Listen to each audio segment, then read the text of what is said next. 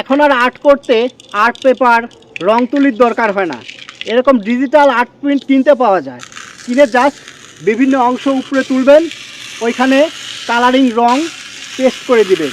দেখুন কীভাবে পেস্ট করতে হয়, এই ছবিটা দেখুন, তাহলে আপনারা একটা ধারণা পাবেন। ধন্যবাদ।